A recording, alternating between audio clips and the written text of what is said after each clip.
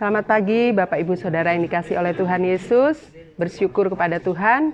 Pagi ini kita kembali bertemu dalam program sarapan GPD Situbondo, makanan yang sesungguhnya bagi hati kita.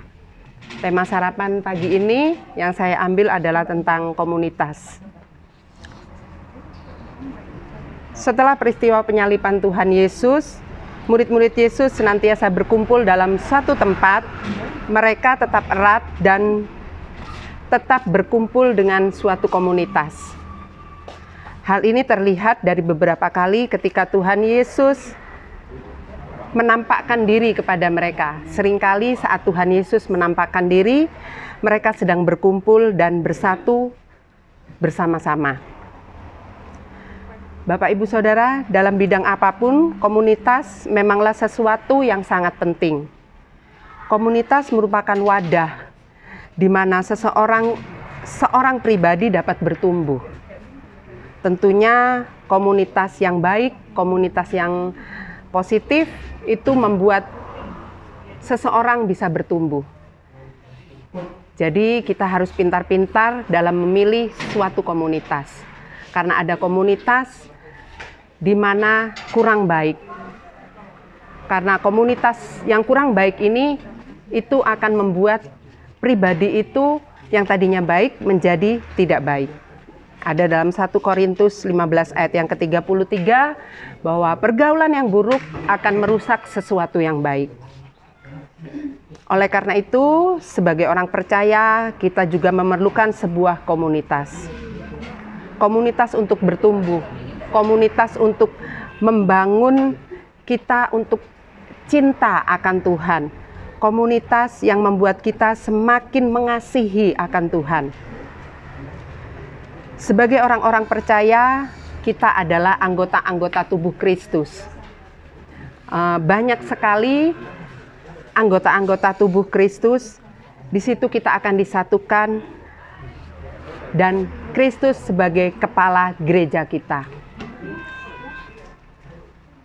Di tempat kita beribadah, Bapak Ibu Gembala sudah membentuk satu komunitas-komunitas di mana diharapkan jemaat bisa bertumbuh di komunitas itu. Misalkan kaum pria, kaum wanita, pemuda remaja, atau bahkan anak-anak kecil yang dikumpulkan menjadi satu dalam wadah pelnap. Jadi komunitas ini diharapkan akan membawa setiap pribadi-pribadi ini menjadi cinta akan Tuhan. Kita baca dalam Efesus 4 ayat yang ke-16. Daripadanya lah seluruh tubuh yang rapi tersusun dan diikat menjadi satu oleh pelayanan semua baginya, sesuai dengan kadar pekerjaan tiap-tiap anggota, menerima pertumbuhannya dan membangun dirinya dalam kasih. Jadi, suatu komunitas itu membutuhkan yang pertama adalah kasih. Jadi komunitas perlu ada kasih di dalamnya. Kenapa perlu ada kasih? Tentunya kalau dalam komunitas itu tidak hanya 1, 2, 3 orang. Paling sedikit mungkin 5 orang. Jadi dalam komunitas itu butuh kasih, butuh saling memperhatikan, butuh saling mengingatkan, butuh saling mendukung, bahkan butuh saling mendoakan. Itu perlunya komunitas. Kita baca dalam Efesus 4 ayat yang kedua. Hendaklah kamu selalu rendah hati, lemah lembut, dan sabar. Tunjukkanlah kasihmu dalam hal saling membantu. Jadi, mari, di mana Tuhan tempatkan kita dalam suatu komunitas, mari kita saling mengasihi.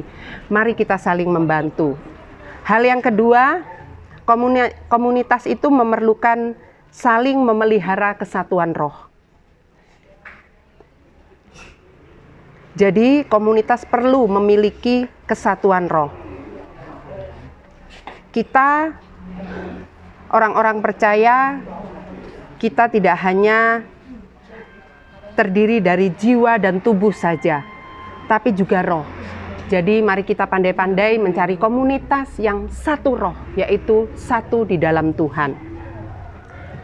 Satu pikiran, satu kehendak, satu perasaan di dalam Kristus Yesus. Kita baca ayat yang terakhir, Efesus 4 ayat yang ketiga. Dan berusahalah memelihara kesatuan roh oleh ikatan damai sejahtera. Satu tubuh, satu roh, sebagaimana kamu telah dipanggil kepada satu pengharapan yang terkandung dalam panggilanmu. Satu Tuhan, satu iman, satu baptisan, satu Allah dan Bapa dari semua. Allah yang di atas semua dan oleh semua dan di dalam semua. Puji Tuhan. Sekian renungan kita pagi hari ini. Selamat beraktivitas. Tuhan Yesus memberkati.